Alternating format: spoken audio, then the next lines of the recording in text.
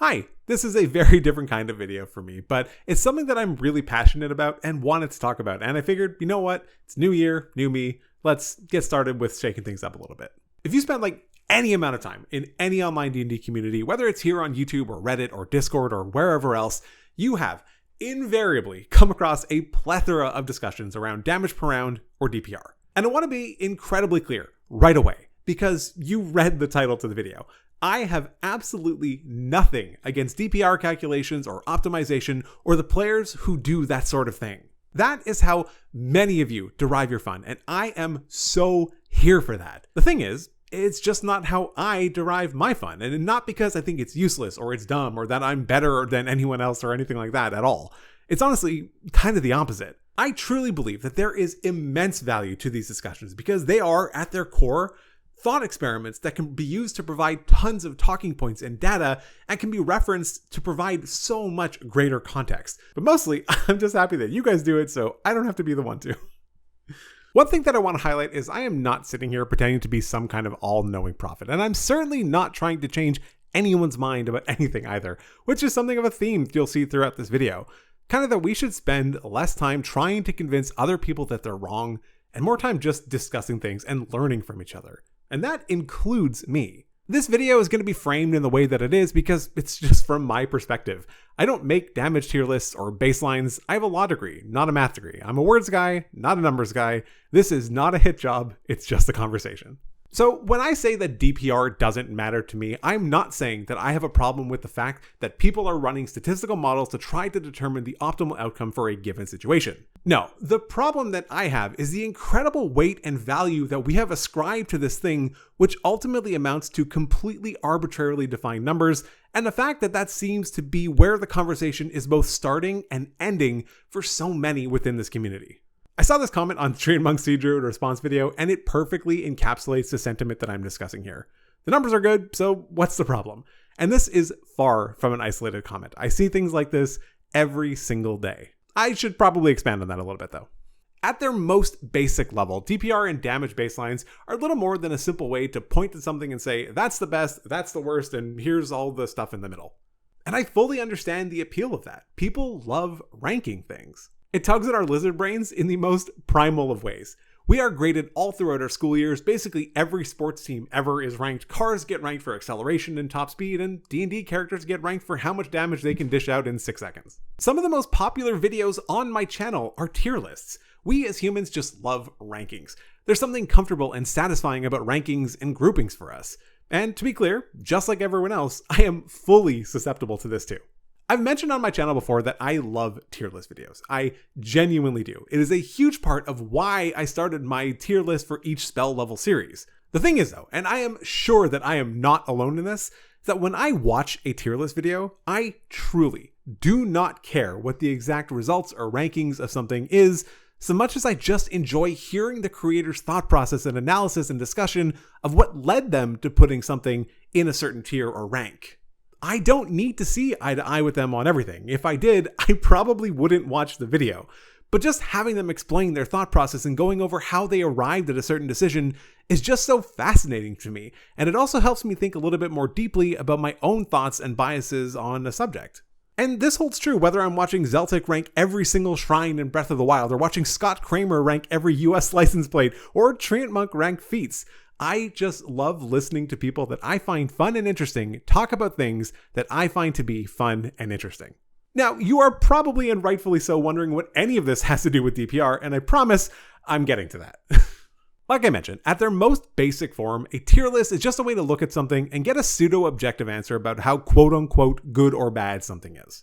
Now, I say pseudo-objective because these lists, like basically every list ever, are not based on 100% guaranteed information. Now, that is not to say that there is not tons of nuance and detailed analysis and creative and specific decision-making going on. There is, and it's incredibly challenging to run all the numbers and create lists like that. But the reality is that at the end of the day, like every statistical model ever, they are only as valuable and reliable as the assumptions that they are based on.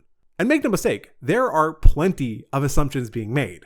This is why I spend so long at the beginning of each of my tier list videos explaining the content for each grade in the hopes that people will understand that this is a little bit more going on than just this good, that bad. Now, when it comes to damage rankings, the first and most obvious assumption being made is that combat is going to be happening at all. Now, I know that sounds totally asinine. This is D&D. Of course, there's going to be combat happening. But there are at least 2 official modules right now, The Wild Beyond the Witchlight and Dragons of Stormwreck Isle, that present both of their respective adventures with the possibility of it being 0 combat. And beyond that though, then there's the countless homebrew adventures and settings that also might be very combat light. Now, I want to be clear though, me saying that is not me throwing the baby out with the bathwater. Just because there are a non-zero amount of adventures that focus on non-violent solutions doesn't suddenly mean that a damage list is irrelevant or useless. It just contextualizes it. It helps to establish that there is no definitive answer to the question of what class or subclass is the best or what build is the best. It makes it much more of a question of what is the best thing in these circumstances given the assumptions that I've made. If you're going to be running damage calculations about the effectiveness of Fireball versus Chromatic Orb or some other spell, you're going to need to make some assumptions about the average or likely number of targets that the Fireball is going to hit, what their respective saves are, whether or not the creature has access to an evasion-like ability. If you're going to be making builds, you need to make assumptions about whether or not there is a prep round, the allies in your party, or what they're going to do, what the terrain of the battlefield is. Can you even successfully reach your target? Did you get hit with a buff or a debuff spell? There are just so many floating variables that honestly, it's next to impossible to control for all of them. Now, people who've been doing this for a very long time, like Trade Monk, are very good at this. He's got an incredible amount of D&D experience under his belt, and he has a very strong understanding of what a typical session and typical combat might look like. But that doesn't always translate to every game and every table.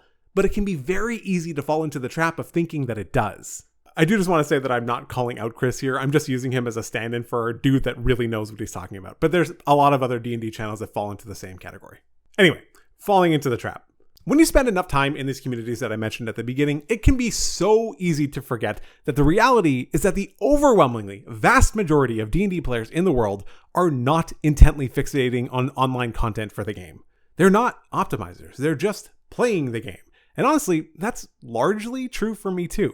I am heavily invested in the D&D community. Like, come on, look, right? I've been making videos about the game for years, and I certainly do not profess to know even close to everything. I do know a lot though, and I have a detailed understanding of what makes the game tick. That couldn't be less true for the rest of my group though. None of the 4 players in my regular sessions watch any D&D content on YouTube or spend any amount of time in the subreddits. I'm confident that they don't even watch my channel. Maybe 1 or 2 of them do, so shout out to Curtis and Chris if you happen to see this. And then there's Julio, another player in my game, and the guy that makes my thumbnails. He's not going to see this video. Then there's me. When I sit down to play a game, whether I am running it or lucky enough to be able to play, I do my absolute best to shut off my YouTuber brain and just play the game and have some fun with my friends for a few hours. And fun to me and the rest of my group isn't number crunching. None of us have ever played anything that even closely remotely resembles a build. One of my players in my last campaign took Tavern Brawler at 16th level of his monoclassed barbarian that he took all the way to level 20. He didn't take it for the strength, he was already maxed, and he didn't take it for the D4 unarmed strikes because for reasons I can't quite remember we were already doing that. He took it because he likes grappling, and getting to grapple as a bonus action sounded really fun to him, and he loved it. The point that I'm trying to make is that a surprising amount of games just don't play out the way that the numbers suggest they do, or the way that our biases would expect them to, even when those games come from people who are very involved in the space. The other main reason that DPR calculations don't matter all that much to me is that they're almost never guaranteed to play out the way they do on paper. And the reason for that is one of the biggest assumptions that I haven't even mentioned yet, and that's that the DM is just going to scale the encounter. A few weeks ago, I ran a poll on my channel and asked that if there was a player or a whole party playing some form of optimized build, would you, the DM, scale the encounter? The vast majority of the over 1,300 respondents, like 95% of people, said yes, they would scale the encounter. Tons of comments even echo the sentiments of course I would, and it's the job of the DM to provide a fair challenge. So now, with that being said, all the assumptions that the builds and the damage calculations are based on become significantly less reliable because there's no way to determine how the DM is going to scale the encounter. Are they just going to double hit points? Well, in that case, you're probably still going to be the most effective, but it might take a little bit longer than you expected. But then it does raise another potential problem. Did your build have enough staying power to last for the extra amount of rounds that the combat might take? Is the DM going to bump up the armor class as well, or instead? What about saves? What about spell lists? What about the amount of creatures? Are they going to call in for reinforcements just as the encounter is ending? Are they going to add some encounters to the day, consuming more resources that your build may or may not have available to you?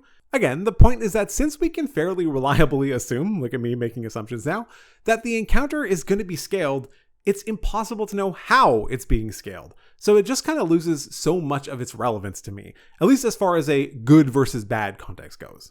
Now, I do want to double down on something that I said earlier. There is still value in knowing and understanding how things perform in typical circumstances, especially during the design phase of a game. It helps to establish what a typical design might be. It helps give a broader perspective and understanding of how various features and spells and classes come together to make for something that might be both powerful and interesting. I want to be extremely careful to not diminish the value that these conversations bring to the table, because they unquestionably bring a lot. And to kind of go back to the beginning, the thing that I'm sort of talking around is just that I feel that we have ascribed so much weight to those numbers and rankings and damage calculations and gone so far as to assume that anything to the contrary is just obviously wrong and people will defend it with their lives, or so I've seen in plenty of YouTube comments. I want to give an example that kind of highlights what I'm talking about here. At the beginning of December, I released a video discussing my thoughts on why I felt like the Circle of the Sea Druid was not particularly well-designed subclass, a sentiment that I still largely hold, though I have been swayed on some aspects of it. Regardless though, that's not the point. Something that was brought up by a number of people is that the Wrath of the Sea feature, for only one use of Wild Shape, can potentially be used for 100 consecutive rounds. Even assuming, there's that word again, that our druid in the scenario only has a +3 wisdom modifier, that is still 300 d6 damage. That's absurd. Nothing in the game derives such insane value. And all of that is true. Now, to their credit, most people that said this did sort of temper it by saying, even if it only lasts 10 rounds, to which I still kind of question that assumption. I think I've only had a handful of combats that have really met or exceeded 10 rounds, but regardless, even if it was only 10 rounds, that's still 30 d6 damage.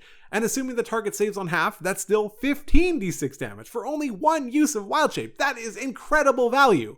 And again, it is. But the numbers here are misleading us. Let's just roll with this hypothetical 10-round combat here for a minute.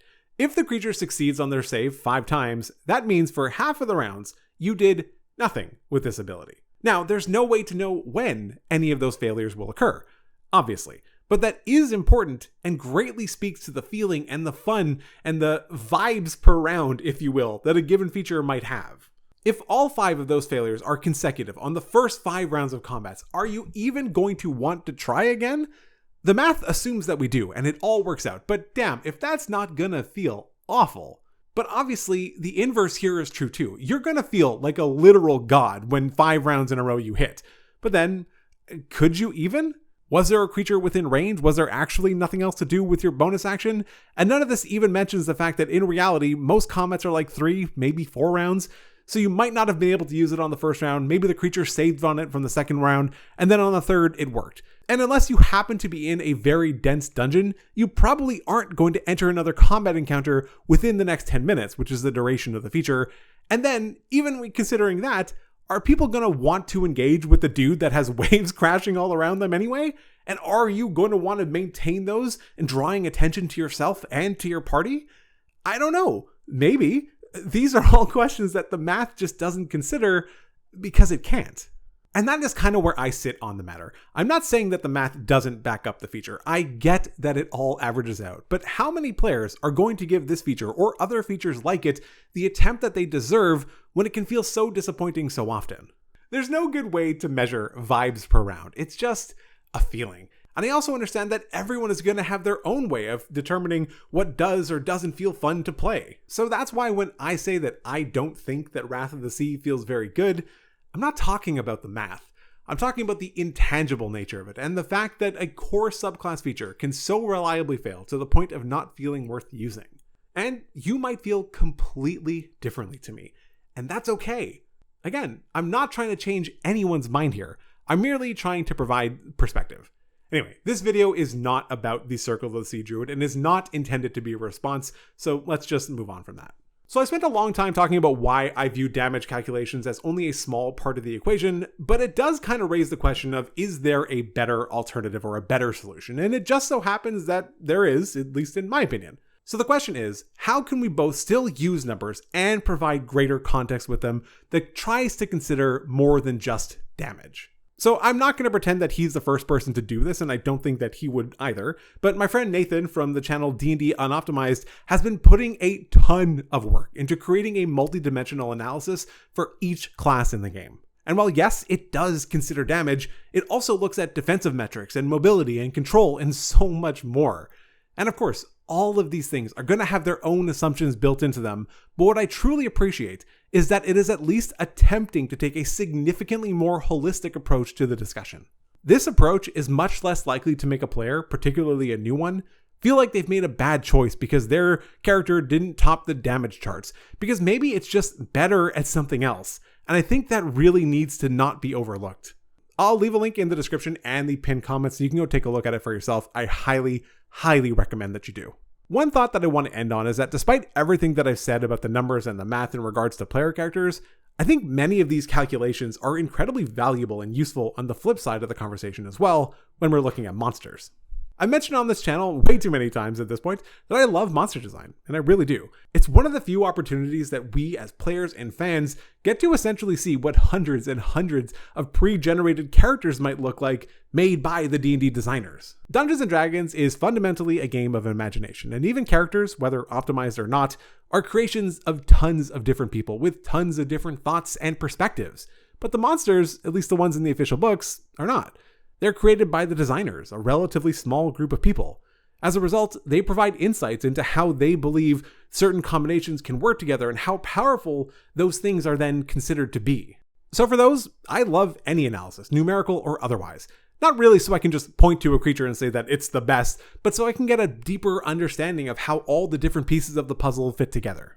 I really hope that people don't take the wrong thing away from this video. I'm really terrified of that happening. Like half of this thing is a disclaimer. Conversations and rankings of damage and baselines are interesting and valuable, but I just don't think they need to be both where the conversation starts and ends. That's all that I'm trying to get at. There's so much more to this game than that, and from where I'm sitting, it's hard to not feel like boiling it all down to a simple math problem is doing a disservice to everyone.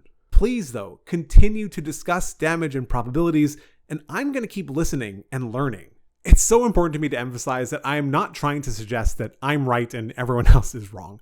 I really just think that we all, myself included, would be better off just trying to learn more from others rather than trying to convince them that they're wrong. Different types of creators exist for different reasons. If you're coming to my channel, it's not for the numbers. Plenty of other people are going to have you covered there. So whether this is your first time on my channel or you've been around for a while, I hope you got a little bit more insight into my own thought process and enjoyed this discussion. I really don't know how this video is going to be received. I hope that it's taken at face value because that's all that it should be. I'm not trying to start a war. I'm not saying that there's any creators that are advocating for some kind of toxic behavior. I'm just a dude that loves talking about D&D and doesn't particularly like seeing others get told that their opinions are wrong because they prefer something that might not be optimal, whatever that means. Anyway, that's all I got. Take care.